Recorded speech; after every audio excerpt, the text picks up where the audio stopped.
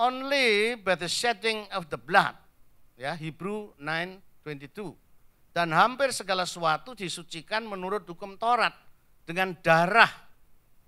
Mengapa saya dalam kurung menulis manusia sempurna? Karena darah yang dimaksud dalam Ibrani dan Perjanjian Lama adalah simbol.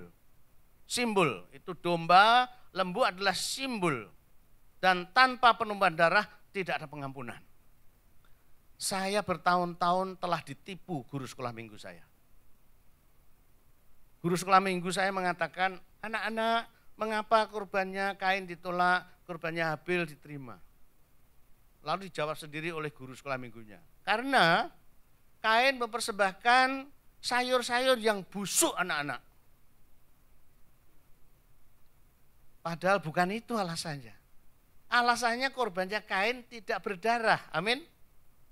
Korbannya Habil berdarah. Yang namanya sacrifice, korban harus ada darah.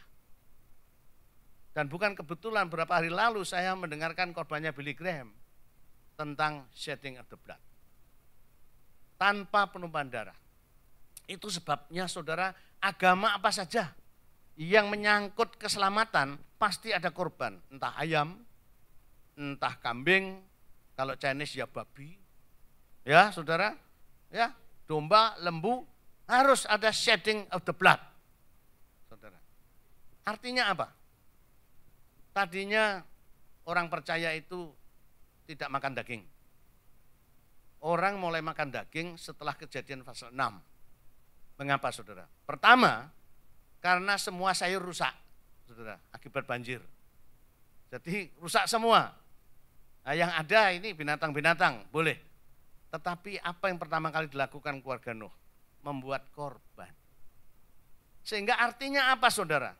Setiap kali saudara dan saya makan babi, makan kambing, makan lembu yang disembelih, kita harus tahu, saya sehat karena ada kambing yang mati. Saya sehat karena ada ayam yang mati. Saya sehat karena ada lembu yang disembelih. Itu artinya setiap kali saudara makan daging, ya, saudara harus ingat itu lambang simbol daripada Yesus. Mengapa tidak cukup lembu dan domba? Karena yang bersalah dan berdosa di hadapan Allah adalah manusia, right? So yang harus bertanggung jawab harus manusia. Kalau domba bisa cari yang gemuk, yang enggak panunen, enggak kudisen gitu ya. Tapi kalau cari manusia yang sempurna tanpa dosa, enggak ada. Pastor Somi aja pernah lupa janji. Ya. Ya. Kita enggak sempurna, saudara. Jadi Pastor Somi enggak layak disembelih. Saya juga enggak layak, saudara. Karena kita semuanya all have sinned and come short. Saya senang istilah King James ini. Come short itu artinya apa? Cupet. Cupet, saudara. Jadi dalam bahasa Jawa cupet. Jadi kalau di sini ada tali, di sini harus ke sana. Ini yang enggak nyampe, saudara. Come short. Jadi bagaimanapun juga enggak sempurna, saudara. Enggak sempurna.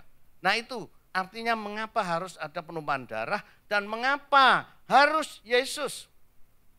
Karena Yesuslah manusia yang sempurna, karena Yesus adalah God became man.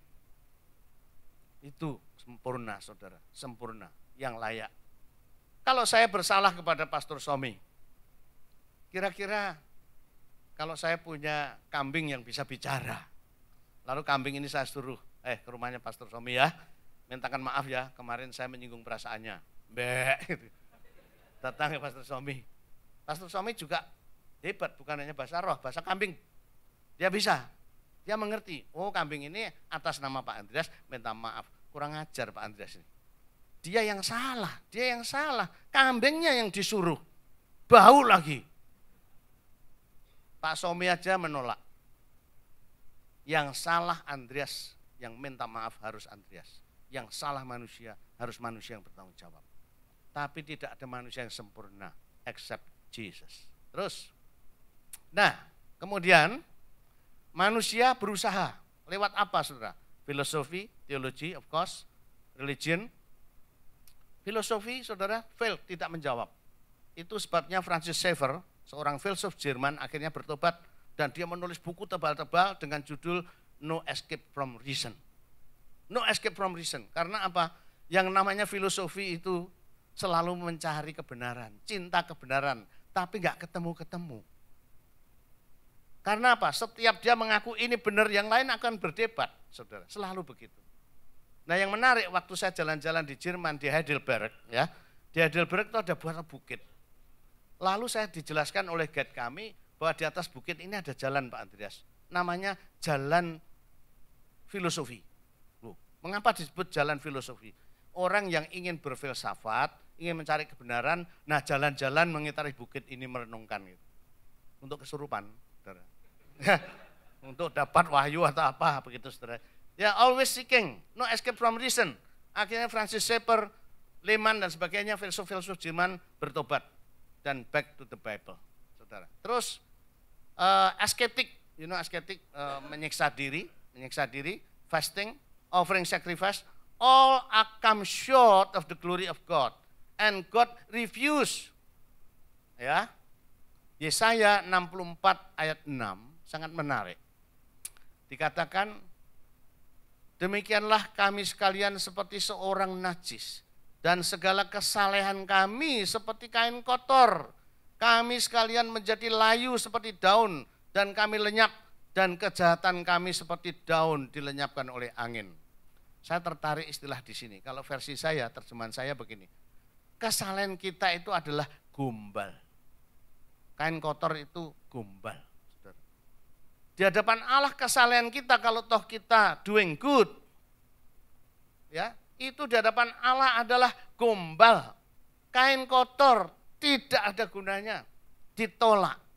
Apalagi yang kita anggap benar dan salah, saudara, ya. Itu tidak laku di hadapan Allah. Jadi kita memberi offering sacrifice pun itu ditolak karena apa? Allah itu begitu maha kudusnya. Bagaimana kita yang berdosa ini mau membuat satu jalan yang sempurna, jalan yang suci, di mana kita bisa berjalan di atasnya, saudara. Saudara pernah mengalami seperti saya, bikin hasta karya, saudara. Tapi karena tangan kita ini kotor, penuh lem, nempel sana, nempel sini, saudara. Bagaimana sebelum itu dibersihkan? Oke, go ahead. Kemudian, next. Nah, inilah gambaran yang menggambarkan itu tadi. It is impossible for the carnal looking for God that is unseen, at most holy and eternal. But it is easy for the Almighty God looking for man. Ya saudara, saya pernah didebat orang Islam waktu saya menginjil. Pak, orang Kristen itu kok macam-macam. Mau ke surga, mau ketemu Allah saja kok lewat Yesus. Kelamaan. Kalau kami langsung.